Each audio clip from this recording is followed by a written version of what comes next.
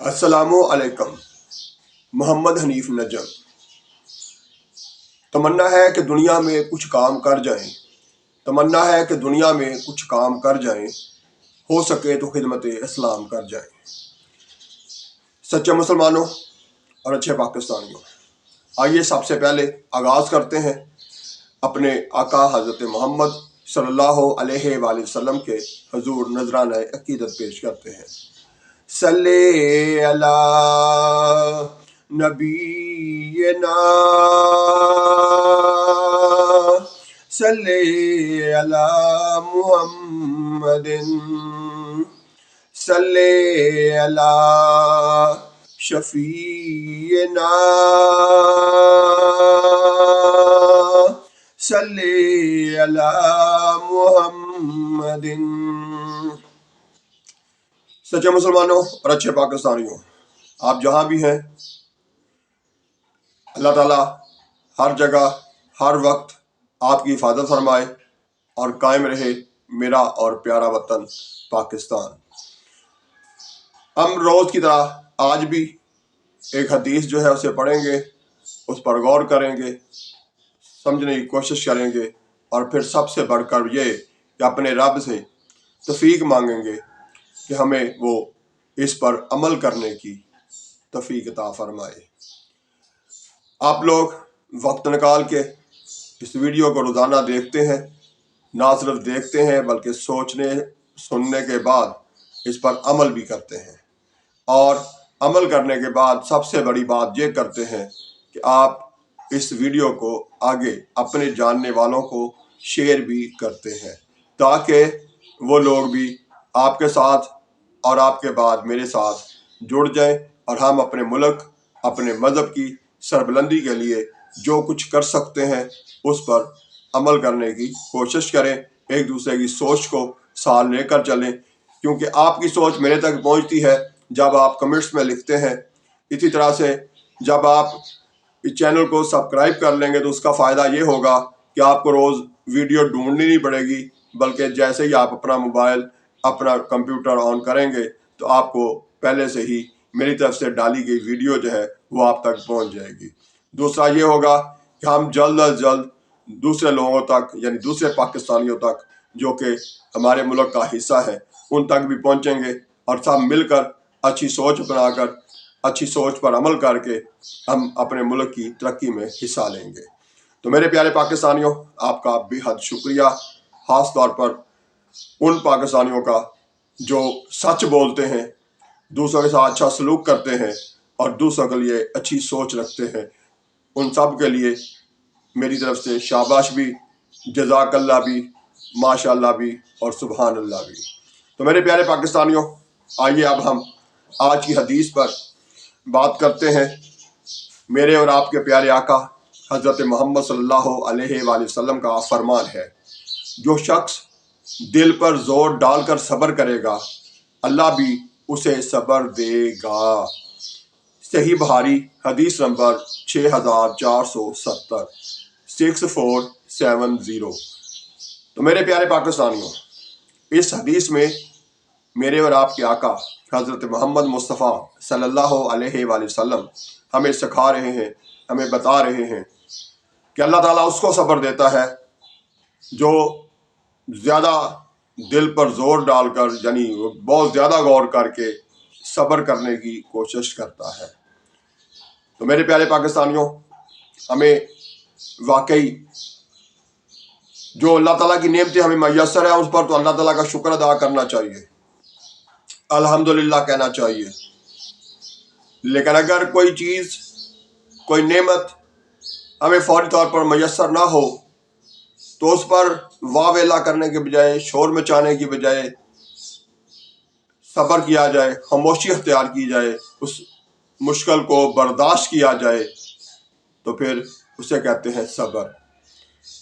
تو صبر واحد ایک ایسی نعمت ہے جس کا بدلے میں اللہ تعالیٰ یہ کہہ رہے ہیں کہ جو صبر کرتا ہے میں اس کے ساتھ ہوں۔ ان اللہ مع الصابرین، اللہ صبر کرنے والوں کے ساتھ ہے۔ تو اس لیے شور مچانے کی بجائے، مشکل میں پھنسنے کے بعد واویلا کرنے کی بجائے یا کوئی نعمت نہ ملے تو اس پر دوسروں کو سناتے رہنے کی بجائے بہتر ہے کہ خاموشی اختیار کی جائے اور اس تکلیف کو، اس مشکل کو، اس امتحان کو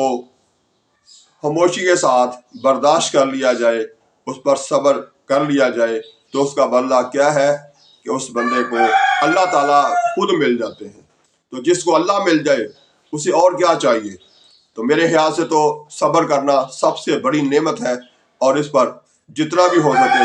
عمل کیا جائے، عملی طور پر ثابت کیا جائے کہ ہم صبر کر سکتے ہیں اور کرنا چاہیے، اور جب صبر کریں گے تو اس کے بدلے میں ہمیں اللہ تعالیٰ کی ذات جو ہے وہ مل جائے گی، ہمیں اس کا ساتھ مل جائے گا، تو اس سے بڑھ کر اور کوئی نعمت نہیں۔ اسی طرح سے ہمیں کوشش کرنی ہے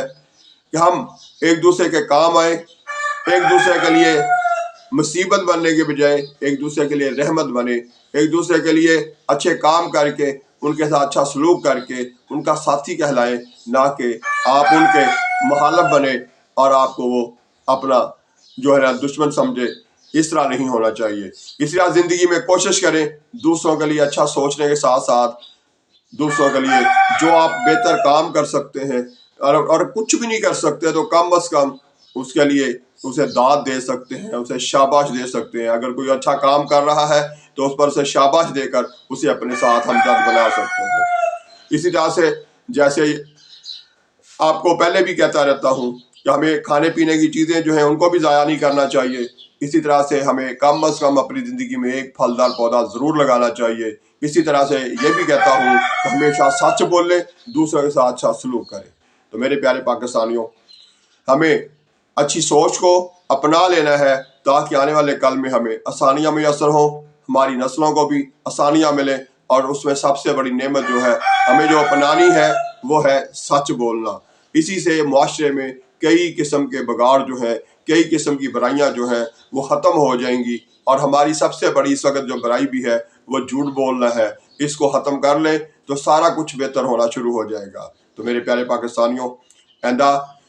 بھی کوشش کروں گا، یہ سارا کچھ آپ جانتے ہیں، اور نہ ہی میں کوئی عالم دین ہوں، نہ ہی کوئی بہت بڑا مفکر ہوں، نہ ہی مجھے کوئی اتنی سمجھ بوجھ ہے، لیکن میں صرف یہ کام اس لیے کرتا ہوں کہ ہم آپس میں ایک دوسرے کو یاد دلائیں،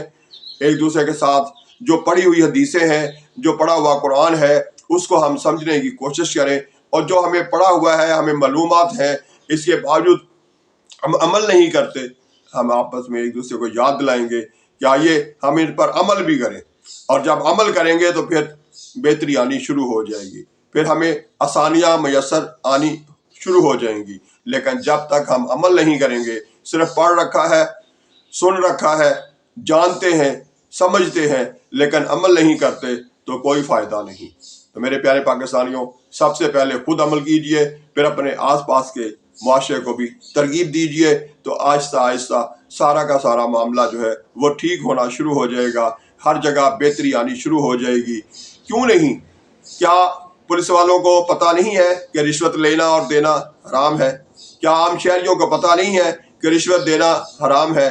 اور اس کو دینے والا اور لینے والا سب دوزگی ہے؟ اس کے باوجود یہ ہمارے معاشرے میں اتنا بڑا ناسور بن چکا ہے کہ اس ممکن ہی نہیں کہ ایک بندہ تھانے جائے، کسی معاملے میں بھی جائے، اور وہ رشوت کے بغیر واپس آ جائے، اور کوئی پولیس والا مل جائے اور وہ آپ کی کسی طرح سے کوئی رہنمائی کرے اور وہ پیسے نہ لے۔ تو یہ سارا کچھ جو ہے یہ رشوت لینا دینا، اس پر ہمیں غور کرنا ہے۔ ہم کیا کر رہے ہیں؟ اس ناسور کو مزید بڑھنے میں مدد دے رہے ہیں۔ تو بہتر نہیں ہے کہ اپنے معاملات اپنے تئیں، پہلی کوشش تو یہ ہونی چاہیے کہ آپس میں ہی نپٹا لیں۔ اس کے بعد کہ جو آپس میں آپ اپنا معاملہ نہیں نپٹا پائیں گے تو پھر جھگڑا ہوگا، جھگڑے کے بعد ہم تھانے جائیں گے، اور تھانے کے بعد دونوں پارٹیاں وہاں اپنی جیبیں خالی کرے گی، اور وہ جیبیں خالی کروانے والے وہ بھی دوزخ میں، اور جو جیبیں خالی ہو رہی ہیں وہ یہاں دنیا میں جیبیں بھی خالی ہو رہی ہیں، ساتھ ساتھ ہم اپنی دوزخ کا سامان بھی بنا رہے ہیں۔ تو میرے پیارے پاکستانیوں، اسی طرح ہمیں ہر معاملے میں، ہر جگہ جو بھی غلطیاں کوتاہیاں ہم کر رہے ہیں، ان سب پہ ہمیں سوچنا چاہیے، انہیں سمجھنے کی کوشش کرنی چاہیے، ان غلطیوں کو نپٹا لیں، اور اللہ تعالیٰ سے ہر وقت اٹھتے بیٹھتے استغفار کرتے رہیں، اللہ تعالیٰ سے معافی مانگتے رہیں، کیونکہ اللہ تعالیٰ کو اپنے بندے کا سب سے اچھا فعل جو ہے سب سے اچھا کام جو ہے وہ یہی نظر آتا ہے اور یہی اچھا لگتا ہے کہ وہ جب معافی مانگتا ہے، جب وہ استغفر اللہ کہتا ہے، جب وہ یہ کہتا ہے کہ اے اللہ مجھے بخش دے، تو وہ اس وقت سب سے زیادہ اسے پیارا لگتا ہے، اور پھر وہ اپنے فرشتوں کو گواہ بنا کے ساتھ ساتھ معاف بھی کر دیتا ہے۔ تو جس طرح اللہ تعالیٰ معاف کرتا ہے، تو اس میں بھی ہمارے لیے یہی سبق ہے کہ وہ سب سے زیادہ طاقتور ہو کے، سب سے زیادہ یعنی لا محدود اس کے پاس طاقت ہے، اور جب وہ جو چاہے وہ کر دے، اتنی طاقت ہونے کے باوجود وہ اگر آپ کی میری معافی جو ہے وہ قبول کر لیتا ہے، تو پھر ہم آپس میں ایک دوسرے کو چھوٹی چھوٹی باتوں پر اور چھوٹی سی معمولی سی طاقت رکھتے ہوئے ہم آپس میں ایک دوسرے کو معاف کیوں نہیں کر سکتے ہیں۔ صرف اور صرف غور کرنے کی بات ہے، سوچنے کی بات ہے، سمجھنے کی بات ہے۔ جب ہم یہ کرنا شروع کر دیں گے تو ہمارے بہت سارے بگاڑ جو ہیں معاشرے میں وہ ختم ہونا شروع ہو جائیں گے۔ اس لیے آپس میں سوری کہہ لینا، ایک دوسرے سے معذرت کر لینا، ایک دوسرے سے معافی مانگ لینا، یہ کوئی برائی نہیں ہے بلکہ یہ اچھائی ہے۔ تو میرے پیارے پاکستانیوں، ہم اس پر عمل کریں گے تاکہ ثابت کر سکیں کہ ہمارا مذہب، ہمارا آپس میں ایک دوسرے کے ساتھ اچھا سلوک دنیا کا سب سے بہترین عمل ہے۔ تو اسے ثابت کرنے کے لیے عمل کریں گے۔ آئندہ ویڈیو تک کے لیے اللہ حافظ۔ پاکستان زندہ باد۔